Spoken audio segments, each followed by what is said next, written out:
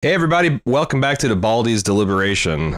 This will be day 2 for us. I don't know what kind of devilry Jim will package this up into, but if you don't know, this is not required reading or listening or watching for the Baldies.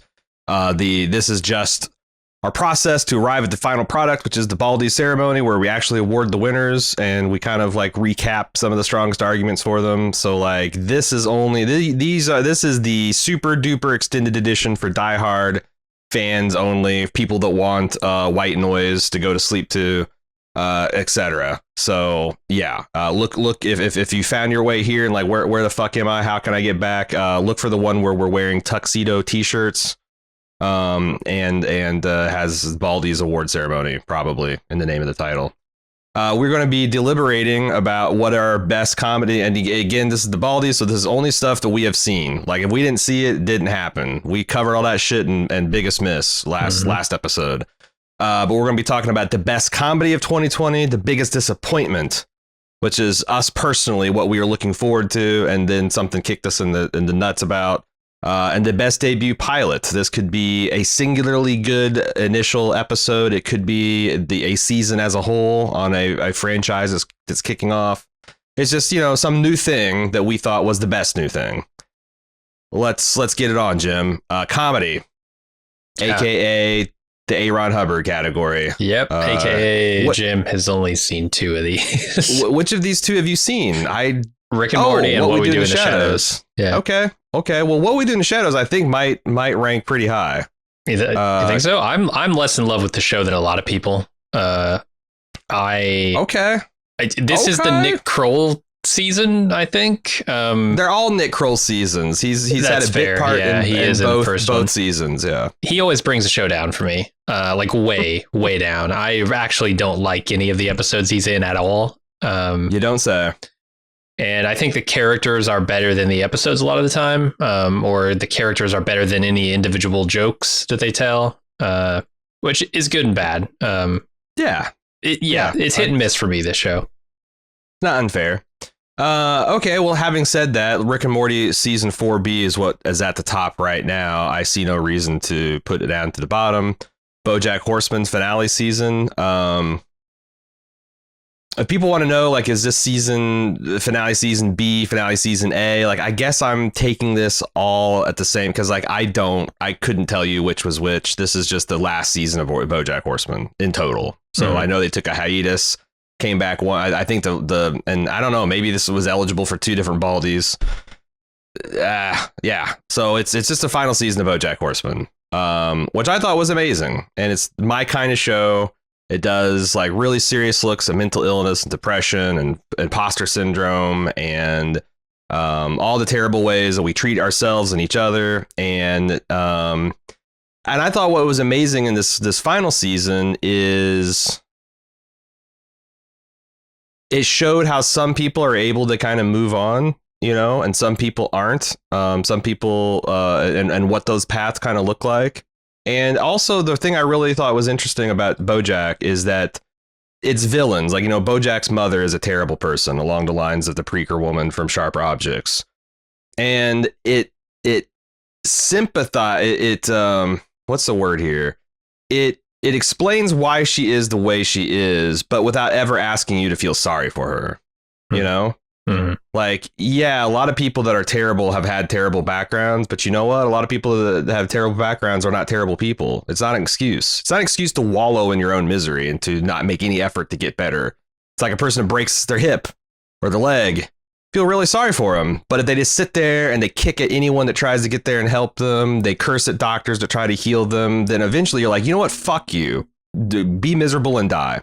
And I like that, because a lot of times these shows make the mistake of wanting you to not just understand, but forgive and empathize these people that are not asking for any of that stuff. So, and manages to be fucking hilarious, too. The verbal wordplay, like, is a constant delight.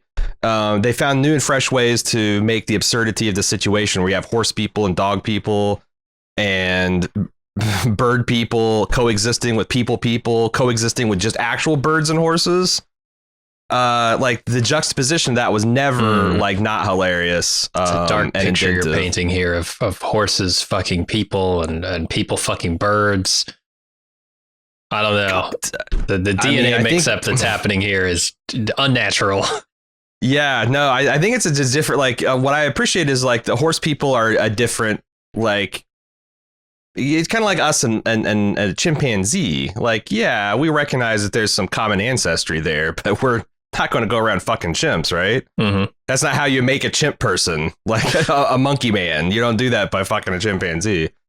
Anyway, you do it by fucking Chris gorilla. Kattan. Everybody knows that. Oh Chris yeah. Yes. You fuck. That's how you make a monkey man. You fuck Chris Kattan or The Rock. Yeah. No, the monkeys fuck him for sure.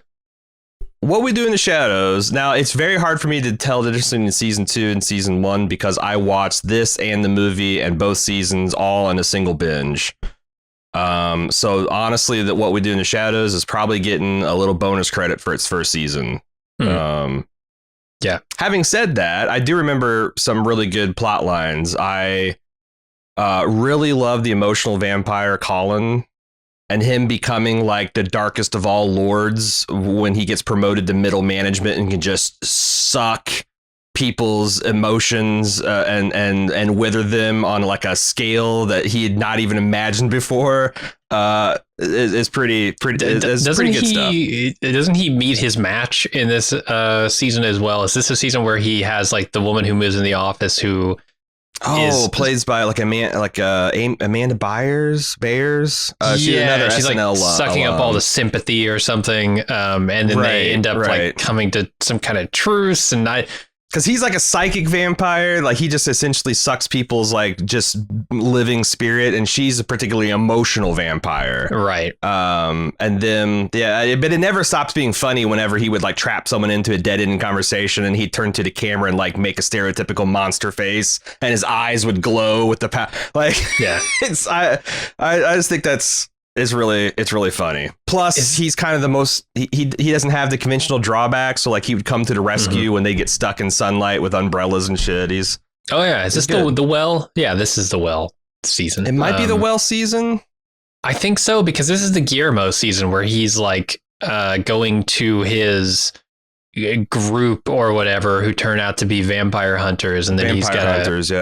Make a choice, right? Is he going to hunt vampires and give into his what seemed to be his natural urges or accidental? I like how they play that, where he's never like trying to kill vampires, but holy shit, he's killed a lot of vampires.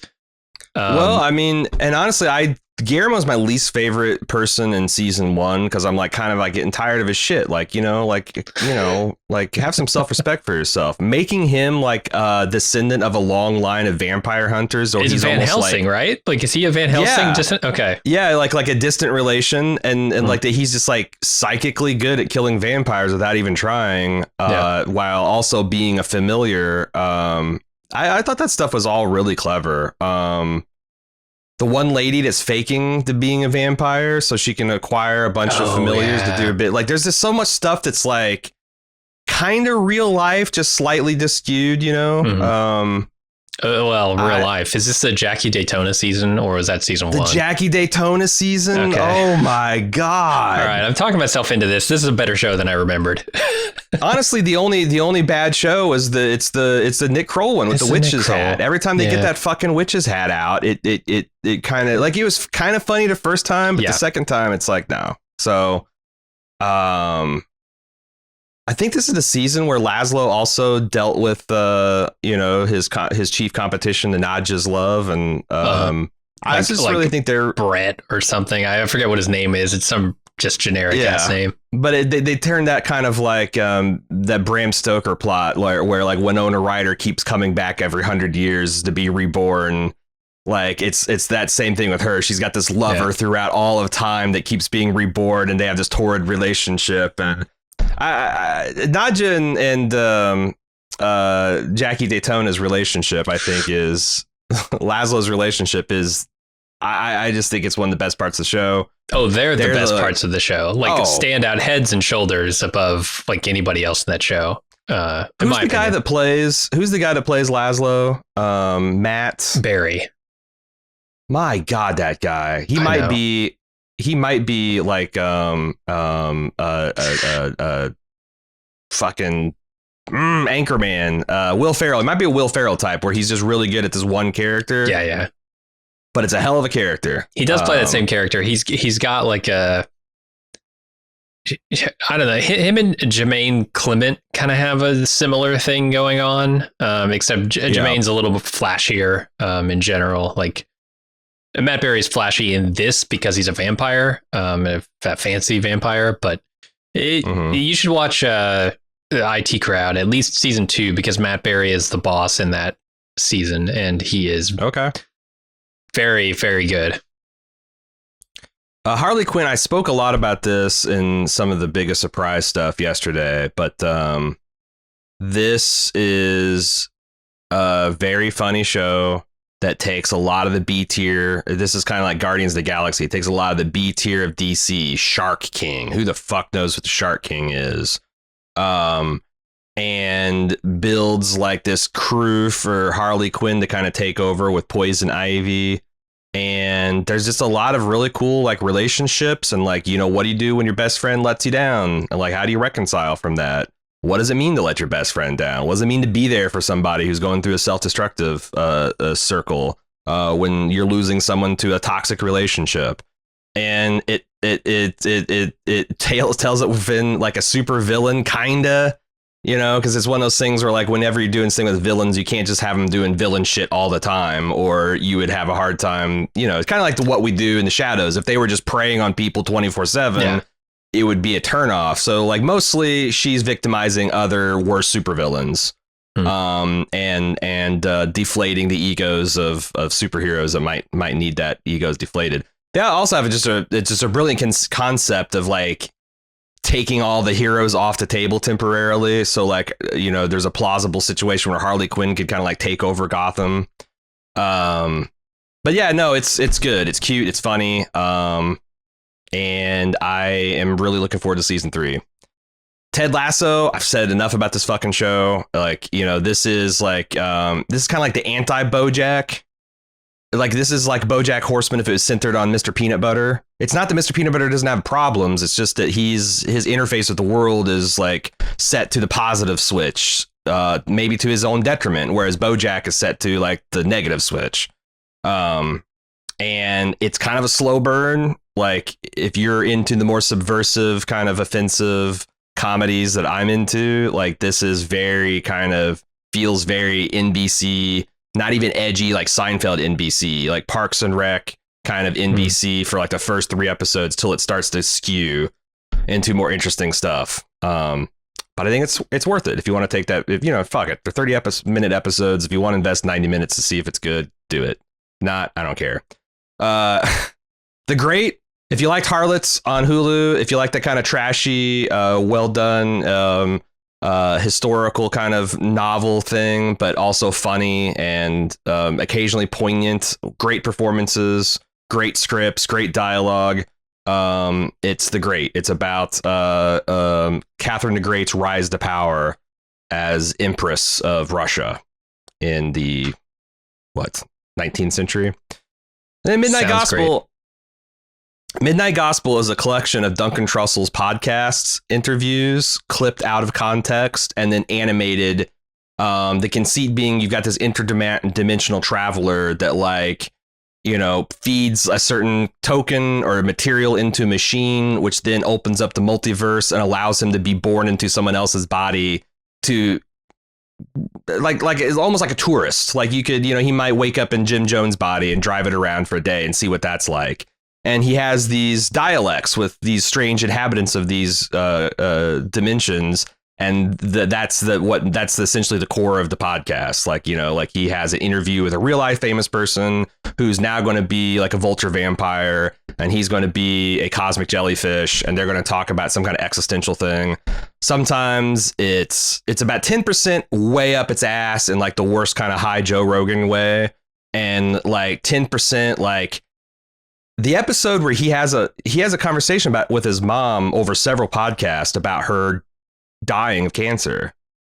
And like there's a single half-hour episode where he's like reborn into his baby and she's his mom, and they're having these like, you know, early stages, you can tell, where it's like, you know, they're going about happy memories and all that stuff, but they like there's some raw shit there, you know, where it's like towards the end and he don't want her to go and she don't want to go either. But she's also kind of like a therapist and a humanities teacher, so she's saying these incredibly wise things to leave him with, and it's worth the emotional voyage, I think. I'm actually getting choked up talking about it. So there's your slate. There's your slate of 2020 comedies. I'm so jaded and burnt out, I can't enjoy a normal, just good-hearted comedy anymore. I gotta have some kind of fucking raw shit happening.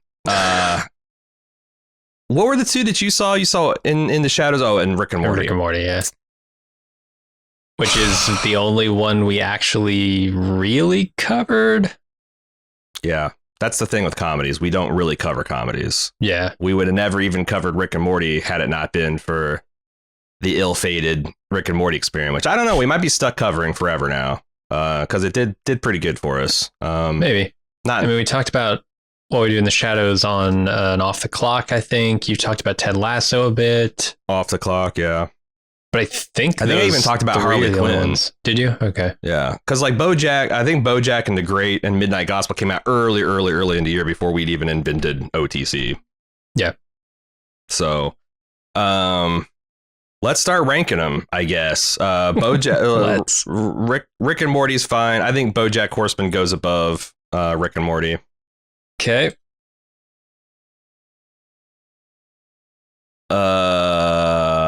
I think What We Do in the Shadows goes. Yeah. Harley Quinn's fine. Gosh. Ted Lasso can't be better than BoJack. And I don't think, because I resisted liking it for half of its runtime. Mm-hmm. And whereas What We Do in the Shadows was just compulsively watchable, and quotable. Like there's not a damn thing that I'm going to come out of like a catchphrase of Ted Lasso, or just kind of like a zinger. And I don't know if that means something, but it's like, no, it's this really funny situation about the star soccer player and his girlfriend and the washed up aging star soccer player and the person owns the team, and it takes like 3 episodes to unroll, but they get to this one part and it's really funny. Like, I don't know what to do with that. Throw it underneath Rick and Morty, I guess. No, fuck it. It's not even as good. No, I'm going to treat this as like the order of things I think you should watch. Sure. You know, so with that said, oh God, no, that's not helping me. This man. Well, I can't help you. I know. I can't help you on this one. I feel like BoJack's getting a little bit of like series emeritus credit here too. Mm. But like I said, I thought it was, I was really wondering how the fuck they're going to pull a happy ending out of this. And they kind of don't. Like, it's like life, you know? BoJack kind of survives. Some of his friends do better than him. They have a kind of a will they, won't they that, like, to its credit, they never can, never really consummate. The Great, where do I put The Great in here? Because The Great's not anything like this. The Great is just like historical comedy. It's got a lot of modern sensibilities, but it never asks you to sympathize with the Empress of Russia. I didn't even know it was a comedy. I don't know why I see these like royalty period pieces and I'm like, oh, that's a comedy? Weird. I expect it to be this stuffy British drama. No, it's very, very modern in sensibilities. I don't know, man. Like these are all so different. Am I going to go by just haha factor? Is that going to be the thing that saves the day? I mean, that's what we did in the Mega Baldy, best of the Baldies, yeah. I think you got to go with your heart. if the ha-has win, then I think it's got to get like What We Do in the Shadows has to go up on top. Because I think I laughed the hardest in that show. But man, Rick and Morty was really funny this year too. Yeah, I looked at a few episodes. I don't remember them beat for beat. I just remember them generally. Like some of that stuff, like the Vata Acid episode. It's good. That's like really good. The episode where fucking Jerry creates like a whole, he creates like a race of gingerbread people and then comes and storms the like primitive gingerbread people, and he like storms Rick's future city or something. Yeah. Or Beth's future city. It's a That's good one. Childrick of Mort. Yeah. There's that. What's the one with the dragons? Oh, right. The fuck dragons. Yeah, I can't remember. That one was like that. A Claw and Hoarder, I think that was the one that the Slut Dragon episode, because that just the turns of phrase that were coming out of that, I thought was really, really funny. Yeah, they had fun with that one. The Inception, the Inception heist episode, the Ocean's 11 Inception episode, I thought. Where, right, yeah. Like they continually try to get one over on each other. Or he goes off on the heistotron to see who can like anticipate whose moves. It's like I said, there's a lot of really good episodes, and I like remember particularly busting my gut over that Slut Dragon episode. But Shark King is also hilarious from Harley Quinn. I remember laughing a lot because like he's just like mild-mannered, lovable dude that like is also a man shark. So every once in a while he'll just like tear a man in half and eat him. Oh, is that? And you kind of Ron Funches? Yes. Okay. Oh my God, Ron Funches. Yeah, he's great. He's on Giant Bomb's podcast sometimes. Yeah, I've actually listened to a couple of his podcasts. He has a couple like in the early stages of the pandemic, he was doing those positivity podcasts that I really enjoyed. That's that guy's a cool dude. He's very funny. I'm having a hard time. So the Midnight Gospel is not as funny as these others. It is sometimes hysterical, but it's more of surreal, absurdist, and poignant. BoJack, What We Do in Shadows, Rick and Morty and Harley Quinn are the ones that like make you bust a gut laughing. So I think that's about right. Okay.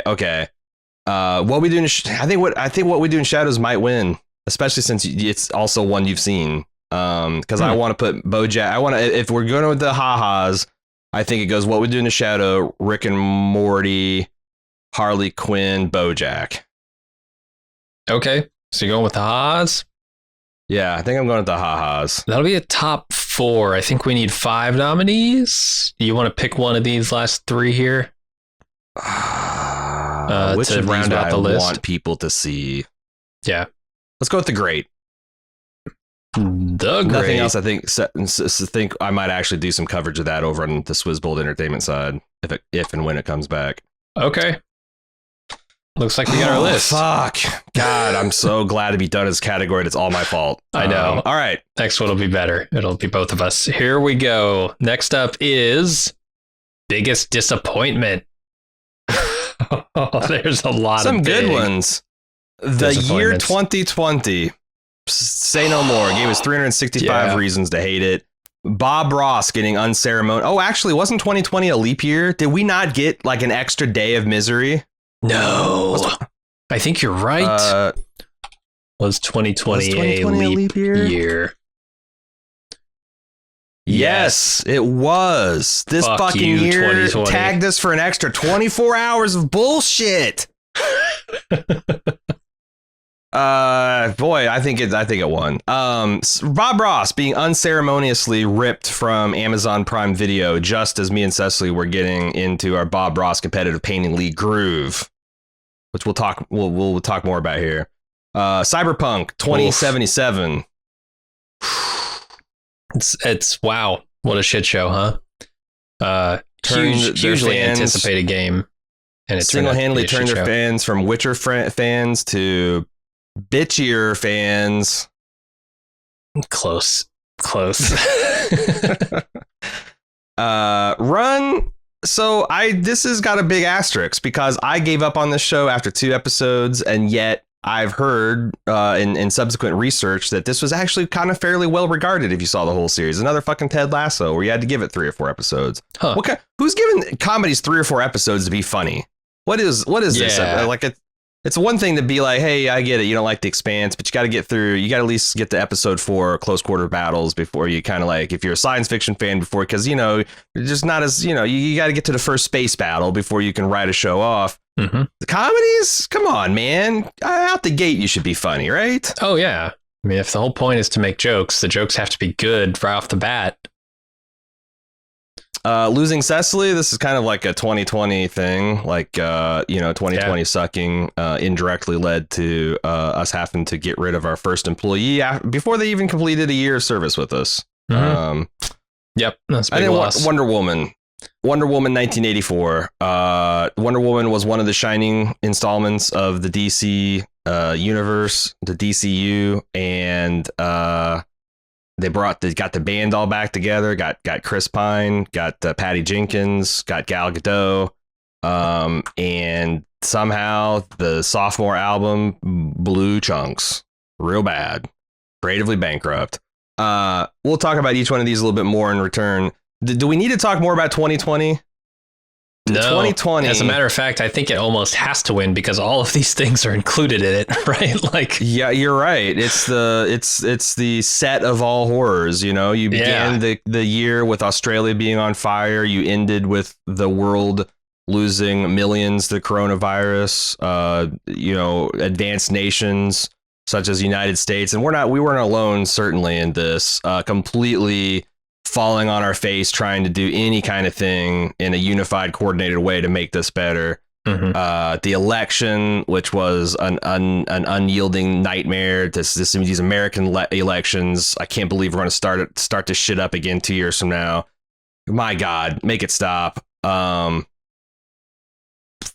I mean, like all the other stuff sucks pretty bad. I guess we want to let's go running through down. So 2020, I think everyone understands that 2020 was kind of a uniquely bad year. We had racial strife, we had civic strife, we had people trying to subvert democracy. It's just a whole fucking deal. COVID, we were locked down for the majority of this year. Couldn't see our friends and family. Bullshit. Yeah, because it's honestly kind of list, but that's like the big one, right? I don't want to say that like this wasn't even as bad as it could have been, because I think about like, what if the election had gone the other way and that was shadowing over all of like the holiday season, because we had this kind of merciful respite from like Thanksgiving until Christmas before, like, there's always this kind of like, court cases, but they're all being lost. And we made it till January 6th before. Oh, right. Yeah, this is all still a big deal. Anyway, 2020, everybody. Losing Bob Ross. Jim, a lot of people don't know what the fuck we're talking about here. What was the Bob Ross experiment? I can't remember the name. It was like the BRPL or something. Bob Ross CPL, Competitive Painting League. Competitive Painting League is a series of videos that you and Cecily did while Bob Ross, his entire catalog was available on Twitch streaming. Like 20 some seasons. I think it was like 12 episodes a season, 13 episodes a season. Lots of episodes. Was it a thing that you did watch parties alongside, or? Yep. Okay, yep, so we would did the watch parties. Do watch parties, which, as you know, if you've tuned in for any of our Sci-Fi Sundays, it automatically syncs up with your commentary in the episode. So it was really cool. It was a ton of fun. You guys have put a lot of work into the templates, the video side of it, where you had virtual sets. Yeah, that you had constructed, and tickers running across the bottom. Think like any Monday Night Football or whatever, any football commentary show you've seen, and it looked pretty much exactly like that, except you were commentating Bob Ross's painting each week.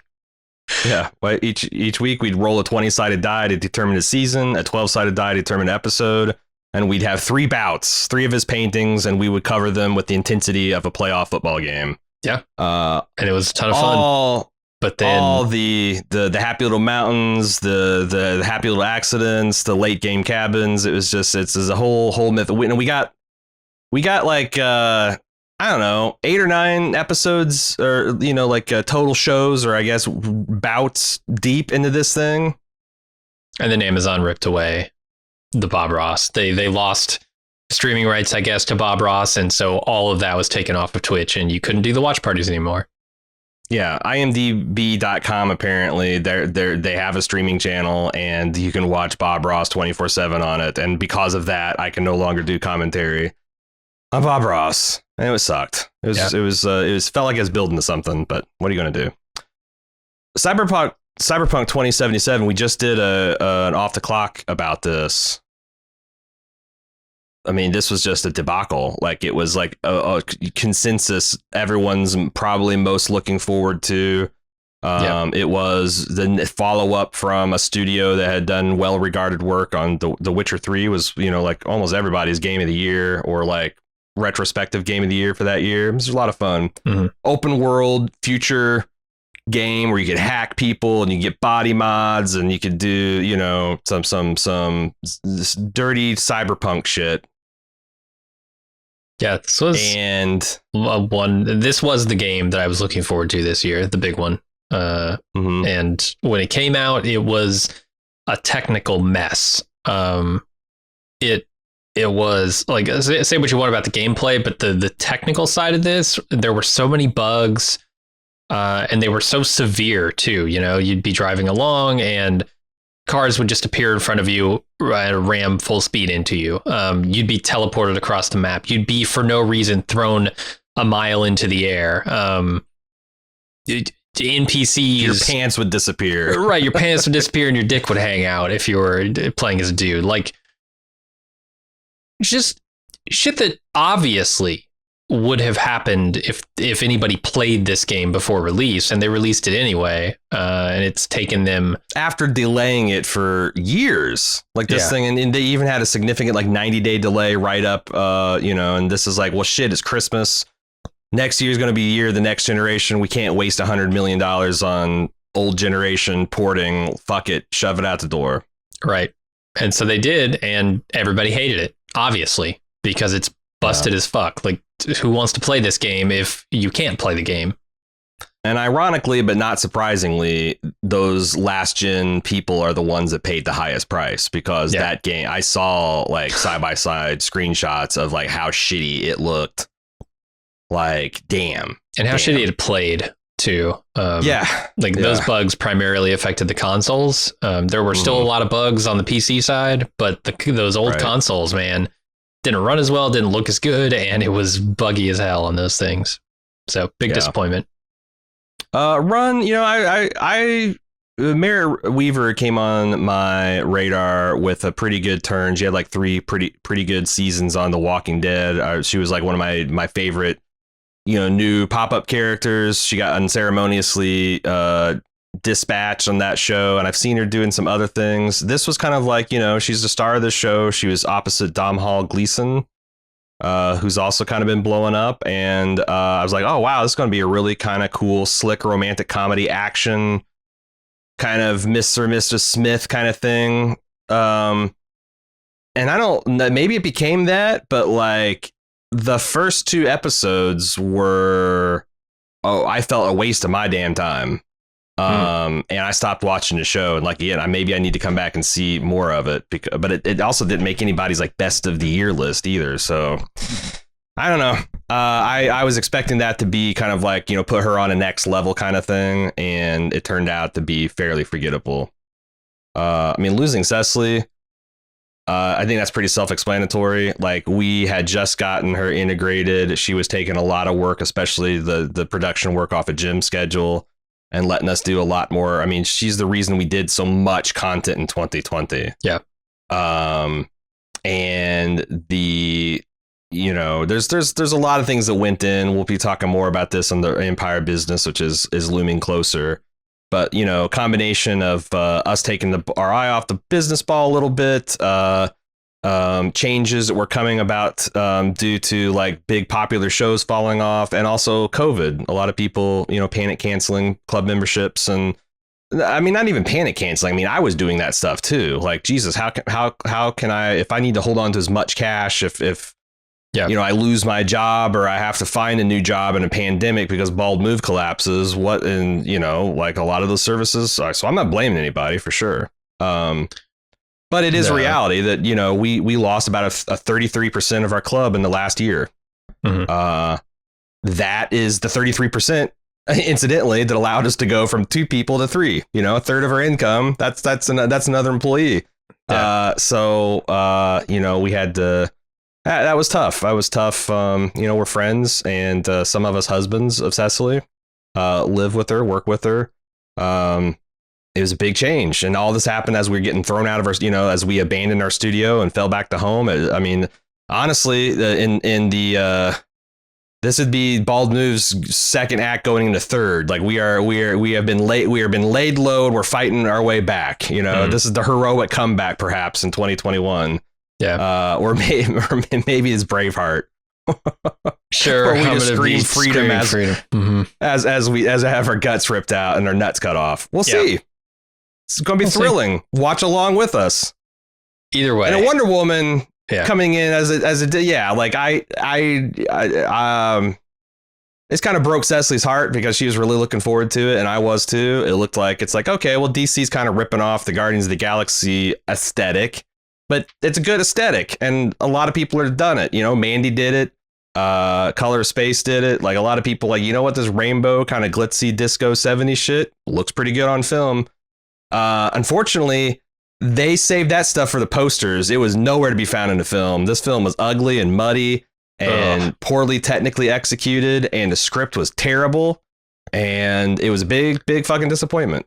To the point where I'm not even planning on watching it. I haven't. I was kind of excited about it before I heard how bad it was. And I heard there was this trajectory, right, with Wonder Woman where like people watched it and everybody was like, oh, it's not as good as it should be, considering Wonder Woman, the original movie, whatever that means. So it like kind of starts to fall off a hill there, and then people turned on this thing quickly and fervently. They were just like, no, actually, this is not even not even an okay movie. This is trash. This is utter garbage. I haven't seen it to actually know, but I've heard that this is just not worth my time. So fuck it. Significantly worse than Aquaman, which had the reputation of being like, it's pretty good for an Aquaman. It's pretty good for DC, when really it's kind of a bad film. It's bad, yeah. Wonder Woman's significantly worse than Aquaman, in my opinion. Okay. So I won't be watching it. Another, and they got not but the Zack Snyder 4.5 hour Justice League release between them and the next project. So I mean, the thing is like the DC, it's not a sure thing like Marvel, but like they have kind of the unique capacity to kind of like do weird shit, like where Marvel would never do a Joker. Marvel wouldn't let a Logan even happen under its watch. Like they had the debate for a year and a half before they decided, oh my God, should we let Deadpool 3 be rated R? Like, no brainer shit. They really have a struggle. So like where DC sometimes can do, or, I know Logan wasn't a DC project, but it was a non-MCU Disney project. They can do cool stuff like Joker and Harley Quinn and things like that. And maybe that's their salvation, like leaning into like multiverse Batman. Like, oh, okay, you don't like to Ben Affleck, but we got, Twilight Batman coming out, and it's going to be darker and grittier and all this other stuff. And you didn't like the Henry Cavill Superman? Well, we're going to go back to the big blue Boy Scout mode, because they're a little bit more comic booky. But Wonder Woman was a bad movie, and it's too bad. It's too bad. Hopefully it won't destroy Patty Jenkins' career, because I would like to assert that dudes have made lots of bad movies and then going on to make good movies, and no one really batted an eye. So let's maybe not lose our mind that this lady made a bad movie. Is she the director? She's the director. Yeah. Okay. She made the first one and it was pretty good. Yeah. Maybe not write the next script. So how do we rank these? I mean, I'm thinking this needs to go up. Losing Cecily. I think that goes right under 2020, and then losing Bob Ross. Bob Loss. Let's change this. Ooh, Boss Loss. Bob Loss. Mm-hmm. And then I don't care. The others are all just, orders of magnitude less devastating. Okay. To me personally. So this is our top 3 here, I think. Yeah. And then we just got to crown the winner, which I'm with you if you want to go with this. I wouldn't even put COVID here. I just say this 2020, it's been a real bummer. I hope we get out of this in 2021 because holy shit. And that's with me having zero. I'm gonna say the way this is. This was the biggest disappointment with me not having any preconceived expectations of 2020 being good. I thought 2020 would be kind of a bad year. I knew the election was coming up. Now it's going to be divisive and weird. I knew that, there's a lot of structural problems with America in terms of all kinds of different things and the world. I knew a couple things going in that, we're looming on a generational environmental catastrophe.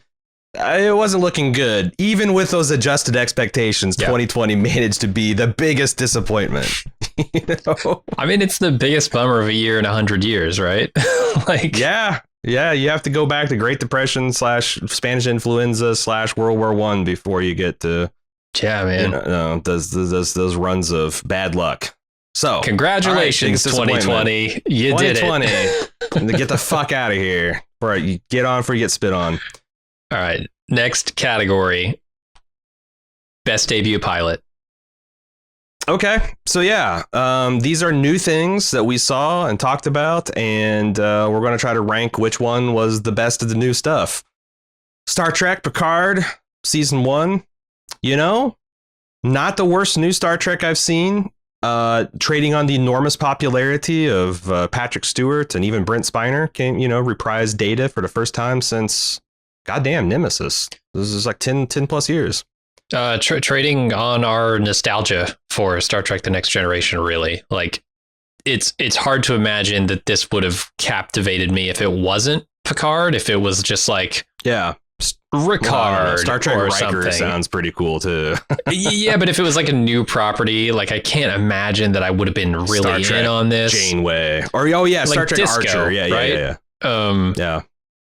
Like, I gave Disco a shot. It disappointed me somewhere in the middle of season 1, and I haven't really given it much of a shot since. Picard, it's disappointing. It's got the same. At least we treated it with the same kind of attitude that we treat Star Trek: The Next Generation with. Like, some of it is bad, some of it is good, and we will make fun of the bad parts lovingly, and also really enjoy the good parts. That is kind of all I could ask of what is essentially a reboot of The Next Generation, or as close as we'll ever get. I could ask a little more. I could ask for them a little bit more, maybe respect for the original material and the set and setting. I mean, like there's so many things in retrospect that bother me about like the fact that we open with like essentially a race of datas that have been enslaved. Like Measure of a Man never happened. But this thing hit us really because without us trying, we had both kind of independently watched a hell of a lot of Next Generation kind of leading up to this. And I was going through a little bit of a Star Trek renaissance. Like I was like, oh, yeah, man, that's this show actually kind of you get into season 3, it just starts really holding up, like compelling stuff, funny stuff. So Picard benefited from all that. And I'm actually looking forward to season 2. This was a mess. And it had some amazing stuff in it. It had some hilarious stuff in it, like Picard trying to be some kind of Space gang lord villain. pimp. Yeah. The leather beret and a terrible French. Like me at my most Jean-Pierre Meow. Like that's how he would. It's something. It's worth seeing for sure. Here's a real, I won't say even a pleasant surprise because, devs looked like an interesting project from the jump. And it led, I love projects that allow you and me to have very interesting conversations about causality and free will and time travel, if interdimensional that's stuff. in there. It reminds me of like, our old days being stuck out in field service, just talking about shit while some old ladies stuck at the door. Yeah. Yeah, Nick, I mean, everyone involved in this project did great work. From who's the Alec, who's the guy that did Ex Machina? Garland. Yeah. Alex Garland. Like, he does a lot of this kind of cool out there next level stuff, and Devs was full of that stuff. Nick Offerman I've never seen him in a role like this. Mm-hmm. He's kind of like a cross between Steve Jobs and Elon Musk and, Woz. Really depressed. Yeah. Yeah. Just a really depressed version of that. Alison Pill's in this as well as Picard. She's better in this than she is in Picard, I think. The character is better. She's as good as this as I've ever seen her. I've seen her, like, the standout work I've seen her do is kind of like Newsroom, Scott Pilgrim, American Horror Story, Cult. Oh. And this is by far and away the thing that she's been the best at. Yeah. Other than maybe Scott Pilgrim. She plays a pretty good bitter Scott X. Yeah. Now, and I think I will say that I think this had a particularly brilliant pilot where I thought the series was going to be about one thing, and it violently came to an end at that first episode. And remind me a lot of kind of like the pilot of Peaky Blinders that had a similar kind of like, wow, that was a ballsy thing to do. And unlike Peaky Blinders, didn't immediately undo it in the second episode. So swung for the fences. Remind me, what is the series? What is the pilot end with? It ends with is it Yuri being bagged up by Forrest's chief security officer. Oh, right. Okay. Like, you think that he's like that's the main character, but it's his POV. We're seeing all this thing through, and like all of a sudden, he's doing some weird stuff, clandestine, maybe doing some corporate espionage, and then it's just So yeah, I think this is like not just a good debut. This is actually a really good pilot. It made me like, I was intrigued the whole time, but then when that happened, I was like, oh wow, anything could happen on this show. So, Plot Against America. This is weird. I don't even know if this is a legal thing because we've talked a lot about it. This is a mini series. It's not going to come back. There are a lot of those. It can't be a best debut.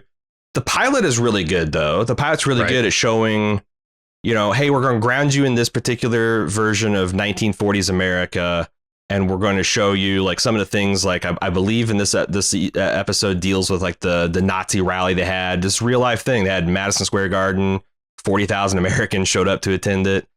Like these, I'm not sure. I remember the pilot for this being an interesting setup, but not much beyond that. Just like, hey, we're putting you in the time and place, and the guys, are standing out on their front lawn and they're having conversations about things they're worried about, but nothing big happens in that first episode. It's part of the reason I haven't gone back through it and finished that thing is because I was hooked by it, but not like intensely. I didn't need to go back and continue it. I thought the Madison Square Garden stuff actually did happen in there, which if you weren't aware of that real history, then maybe it wouldn't. But because I watched that, I binged that over like 3 nights, like just like watch 2 or 3. And I've only seen the pilot, the first episode. So if I don't remember it probably didn't occur in that first episode. But then again, I don't have a great memory. So I honestly, like I said, I don't know what this is. And the next one is kind of the same, except for I do think it had a particularly good pilot, The Good Lord Bird. A really great introduction to the main character of Onion, who is this not his real name. He's a boy who gets mixed up with this a slave revolt that this John Brown is leading in Kansas, one of the battleground. Every new territory was like a intense political battleground about whether they're going to be admitted to the Union as a slave state or a free state. And the John Brown is leading his men to terrorize potential slave owners in Kansas. And this young boy who's mistaken for a girl gets wrapped up in this, and Ethan Hawke is like full on red face screaming. It's very funny. very irreverent, but also very poignant. And I thought it was a particularly good first episode. But it's a miniseries, so it's not going to come back. Raised by Wolves, season 1. Yeah, we talked about this season or this pilot, because the pilot I remember being not amazing, but enough to keep me watching and interesting. But I never made it past the third episode. Finish. Yeah.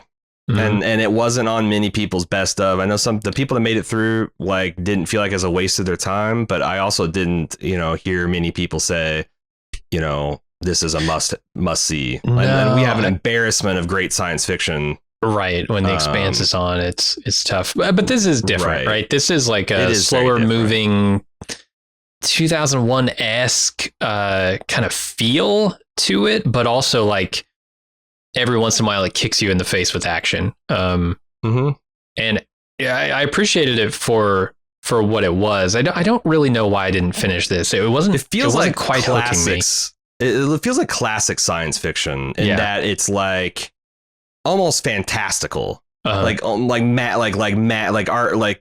Arthur C. Clarke, Larry Niven, Ray Bradbury, like technology indistinguishable from magic. Like you could describe these characters as angelic beings and you wouldn't be far off. Yeah, you've got essentially robots who can fly into the air and send out sonic pulses of some kind that transform their appearance at will. Yeah, make people explode by screaming at them. All things that I think you could see a robot being able to do in the future, a far enough future. Sure, but also feel borderline magic. I think you're right. And there's some interesting things like, how are these being, raised by wolves essentially alludes to the fact that they brought these child embryos onto this planet to try to repopulate it. And you just keep finding more and more about like, oh, these people were refugees from a war between theists and atheists. Yeah. For the soul of the culture going forward. And that's the thing. Like a lot of stuff is inherently fascinating to me. Yep. It kind of like the Prometheus / Covenant without aliens look and feel of this show. Yeah. Left me a little cold. And the performances kind of necessarily made me feel cold. Like the main robots are just, mother and father are just weirdos. The children they're raising are weirdos. Tragic weirdos at that. Especially mother. It's like, wow, that robot's insane. It's like, I don't know what I feel about an insane robot. I'm sure you get artificial intelligence, to a high enough degree, and it could do everything that humans could do, including going insane. But I guess I wasn't on board necessarily for the story they were telling. I feel like I'm going to watch this when I have a long bout of sickness. Like I've been remarkably healthy this year. Probably has something to do with me washing my hands, sanitizing, and wearing masks all the time. And 90% of my fellow countrymen around me doing it, staying home. But yeah, next time I get like a flu or I'm down for like a week or so, like I feel like this is like, yeah, you know what? I got 3 more episodes of this to watch. Why the fuck not? But it's not going to win this category. The Third Day. Yeah. Does this belong in here too? Because here's my recollection of the first episode of The Third Day. Like, I don't know. And then like the last 10 minutes or so kind of flipped the lid on the weirdness and let Jude Law kind of stretch a little bit. And I'm like, okay, yeah, I definitely going to finish this part. But you got way more into it than I did. And yeah, I mostly appreciate this for the 24-hour live stream they did, which is not the debut or the pilot of this thing. It's a mini series, so it's like the day it's like it's so it it's can't only be a 6 debut. episodes. You have to judge it by the pilot, and and I think you're right. The pilot is not especially gripping. I think I was in it because it had this reputation as like Wicker Man with Jude Law, which I really wanted to see, and it lives up to that. I think for the most part, there's this weird cult island, essentially. All that stuff is in there, and I really liked it for what it was through the first 3 episodes of that live stream. But I don't know that it would win anything on best pilot, certainly. The thing about this movie is like the the cinematography, the sound design, and the way that you would like use saturation to like reveal how emotionally exposed a character was at any given time, I thought was pretty next level. Like they used every possible bandwidth to tell the emotional side of the story, and it was quite gripping. If we had some kind of visual technical category, this would be in strong contention. I think that and I'll always remember like those like scenes of Jude Law on a beach talking about like the death of his child and coming to grips with it. And I don't know, I guess that pilot did have that hook of like why the kids are out there with the child's clothes, and one of them tried to kill herself, and one of them tried to kill himself, trying to save her, and the community's kind of weirdly okay with that. And but I don't know. I feel like it's kind of weak entry to the category. Lovecraft Country, which is something I was massively looking forward to. I mean, this thing had a lot of great talent attached to it. An inherently interesting story. Like, what if Lovecraft, but told through the lens of Black Americans going through, you know, the segregation, Jim Crow South, struggling with that, you know, blatant hostility and racism, malice, malignancy.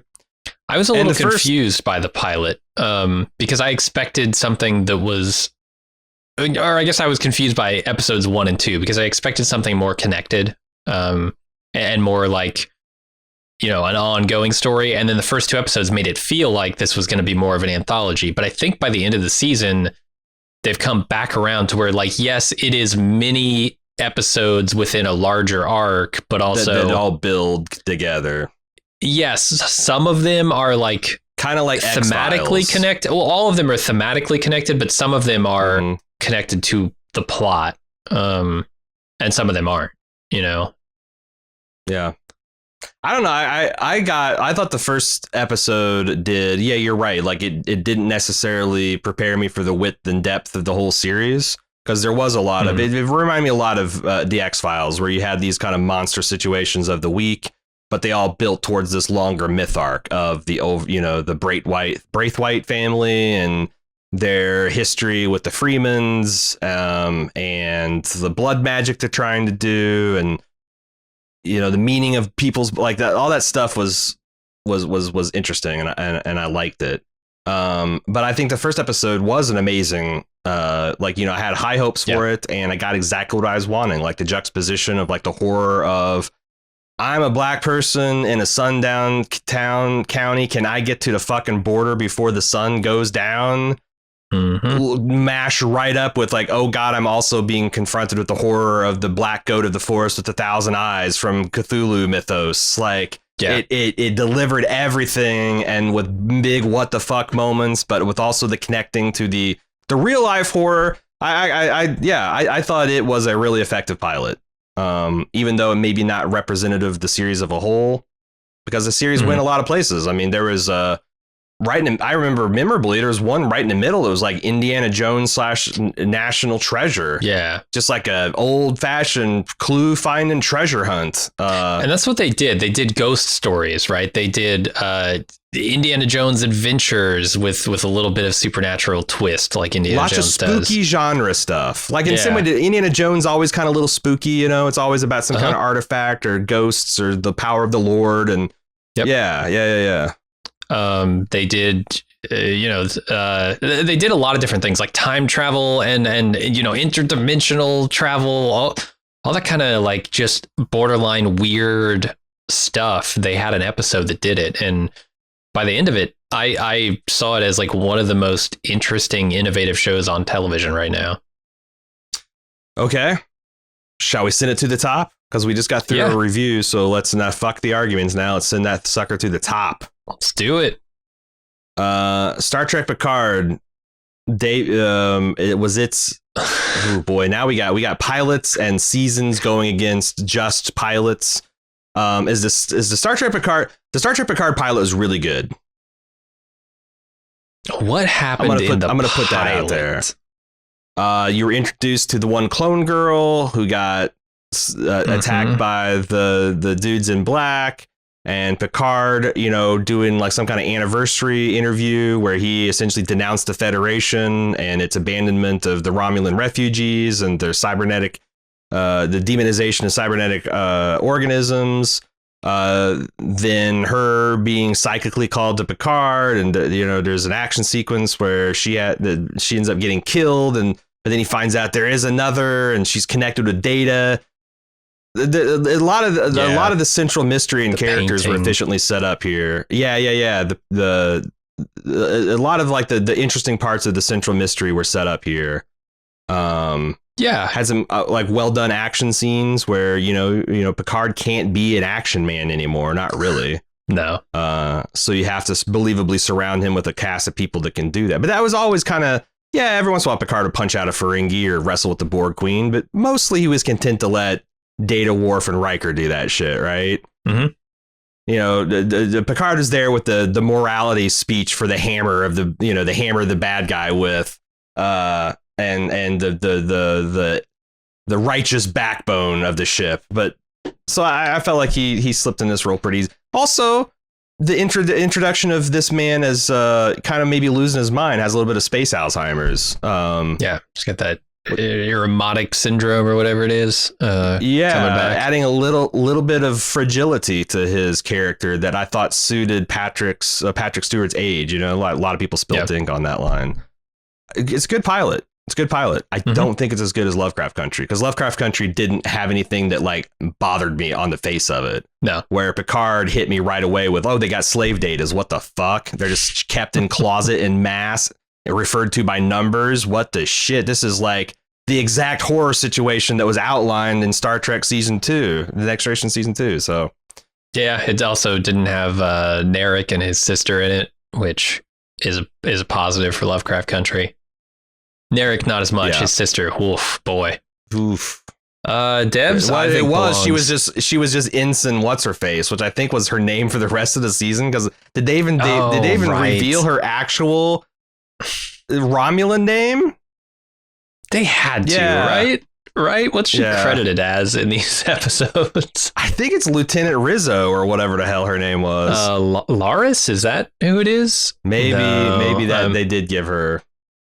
That can't be it. Girardi, I know who that is. Yeah. I don't know, man. She might not have been in this first episode. But okay, so Picard's not as good as the sunglass Romulan. I forgot about some of this stuff. Somehow is still my profile pick on the forum. Yep. That was just a test that we hadn't broke our forum pick, and yeah. So I don't think it's better than Lovecraft Country. Yep. I'm going to suggest that Dev's pilot is better than Star Trek Picard's. I'll agree with that. Again, no problems, only interesting mystery, and only good what the fucks, not bad what the fucks. Yep. And again, here's another one where the sound and visual design, beautiful. Like this machine, the Dev's machine, is gorgeous work of art. The soundtrack was like this ethereal, like tinkling bells sort of vibe, just emotional surround sound kind of. Yeah, there's this otherworldly quality that they bring out with the visuals and the audio each time you step Elvish into industrial. that place. Elvish industrial. Yeah, like if Trent Reznor was a high elf out of Tolkien, this is what the soundtrack would sound like. Okay, sure. Yeah, but I liked it. Poor Picard. I think the Plot Against America. Oh, you think that's better? Is better than Picard, yeah. I don't know. I'm not sure I agree with that. Are we penalizing plot because it's just not fun? It just doesn't move the ball very far forward. I'm trying to remember. You got that's Simon though, man. You got the kid who's running around. You get introduced to a massive community worth of characters, and then a whole bunch of political figures that you might remember from history, but certainly not the margins of them. And you got to care about in the situation. You got to care about Simon's a guy that you can fairly say you got to give a couple episodes before you start to get your sea legs about it. Now I will say that this is the quickest I ever identified with a Simon cast and felt like I was really clicking with it. I don't know. Deuce is pretty good too. Yeah, I just think the stuff he makes is not meant to be flashy or hook you immediately. It's meant to just stand as a whole. And you're either gonna give him the benefit of the doubt and go with him on this journey, or you're not. And the pilot's not going to change your mind. Simon and the guys he works with, like Pelicanos, don't really give a shit about like a flashy pilot. It's more of like, this is chapter 1 of the novel. Yeah. It's not going to be the most interesting gripping thing. I'm not going to start with a James Bond action sequence just to hook you. No. So you're going to go Trek over, you're going to go Picard over plot? I would. Yeah. Okay. I can probably get behind that. What are we trying to make here? Top 3 or top 5 out of 7? We usually do 5, but this is a short list, so I could go with 3. 3? Okay. I guess this is a question for me. Is the Good Lord Bird pilot better than Picard? I have a hard time saying so because you haven't even seen it. Whereas you saw the other 3, like... I've seen everything except for Good Lord Bird on this list. Actually, like if you want to put the Third Day above Raised by Wolves or even the Good Lord Bird, that'd be fine with me. But like, I don't think it goes higher. Yeah. I'm with you. I would maybe make an argument for putting it above Plot Against America, but it doesn't make the top 3. Okay. Well, you want to go with top 3 then?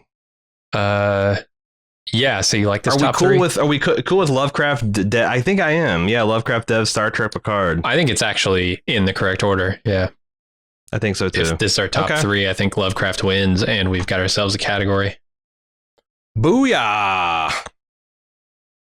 It's close between Lovecraft and Devs, because, man, both of those intrigued me in very different ways. Emotionally stimulating, intellectually stimulating. Yeah. A lot more action in Lovecraft Country too. That first episode ends in like a desperate battle against some kind of fucking greater outer dimensional entities. Don't they end up in the cabin at the end of that episode? With like this one cop who... Because I think that's also part of the second episode, like the bleeds over, but yeah, they definitely are, or it's stuck in the woods with those things for sure. Yeah, that's a good pilot. I think that's good. Are we going to stop the session here? Yep, that's it. All right. Well, there's the second Deliberations for Baldies. Hope you guys enjoyed it.